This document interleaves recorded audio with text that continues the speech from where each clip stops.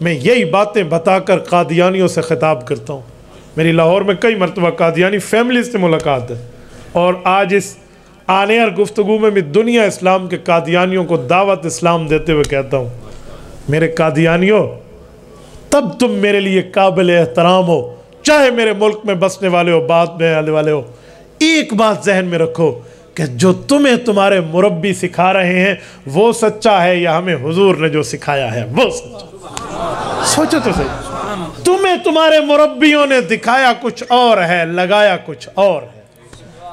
محبوب مصطفیٰ کی محبت تم سے چھین لی ہے.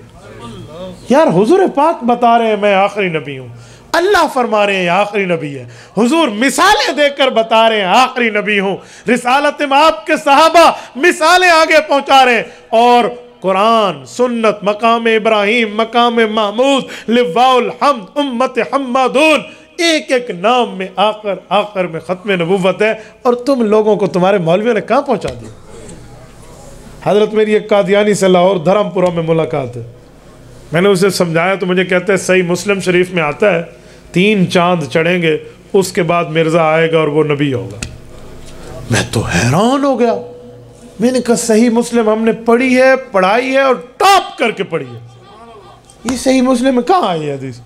اب میں اندر میں تو یقین ہی تھا کہ حدیث نہیں ہے، جھوٹ بول رہا ہے، لیکن میں سمجھ رہا تھا دنیا دار بندہ ہے بیچارہ، چلو اسے ذرا پوچھ لو، جھوٹ بولتے ہیں ایسے کہوں گا شاید غصے میں آ جائے. میں نے کہا بھائی تم نے صحیح مسلم سے خود پڑھا ہے؟ کہتے جی ہاں. میری حیرانگی اور بڑھ گئی، خود پڑھا ہے؟ میں نے کہا کس زبان میں پڑھا؟ کہتے اردو میں. میں نے کہا ہاں پھر ٹھیک ہے، تمہارے مولوی نے لکھ کے تمہیں دے دیا. میں نے کہا بھائی ایک بات سن، اگر یہ جملہ تو حدیث سے دکھا دے نا پھر میں بھی تیرا ساتھی بن جاؤں گا، اور اگر نہیں ہو تو پھر تجھے اس مذہب پہ تھوک کر واپس آنا پڑے گا حضور کی غلامی میں.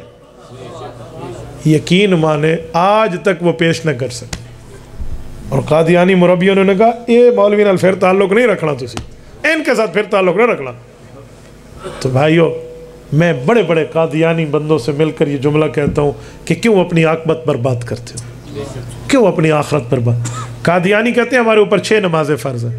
میں نے ایک قادیانی سے کہا تہجد تم فرض مانتے ہو تو زیادہ محنت کرتے ہو، زیادہ وضو کرتے ہو، سردیوں میں اٹھ کے تمہیں وضو کرنا پڑتا ہے، یہ نیکیاں ساری رائے گاہ ہو جائیں گی، کیوں حضور کے مخالف بنے پھرتے ہو؟ آؤ حضور پاک کے غلام بن جاؤ. محبت مصطفیٰ کے نام پہ تمہاری محبت کا مذاق اڑایا گیا.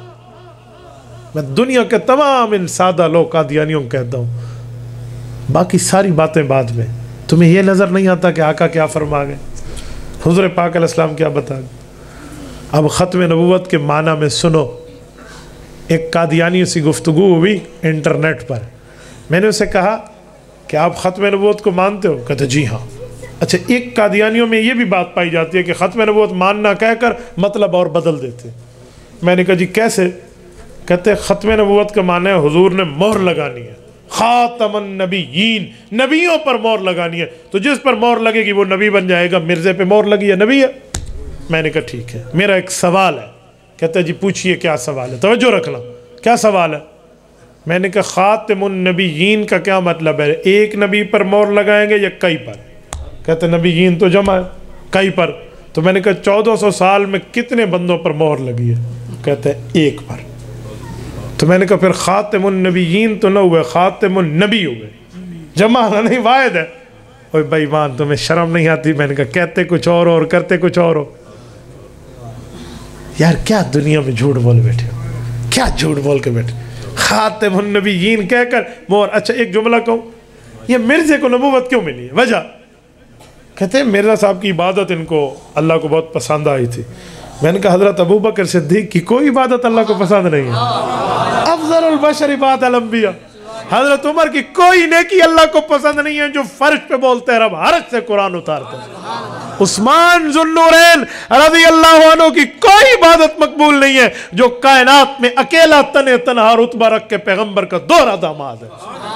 حیدر کرار رضی اللہ عنہ جس کو حضور نے اما ترزا کہہ کر مرتضی بنایا اور جنت میں اسے اپنا پڑوسی بتایا، حضور پاک علیہ السلام کا داماد اور خلیفہ چہارم، نعوذ باللہ ان کی کوئی نیکی نہیں ہے کہ مہر اس پہ لگتی اور وہ نبی بن جاتے.